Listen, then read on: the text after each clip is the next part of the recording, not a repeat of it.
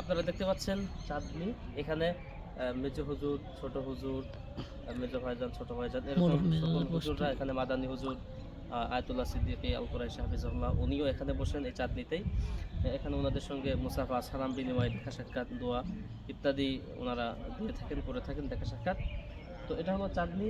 আর এই যে পাশে দেখতে পাচ্ছেন আরও যে মুজাহিদ করা, এখানে এখানে আমাদের পিসে হুজুর উনি দেখা করেন, দেখা সাক্ষাৎ করেন।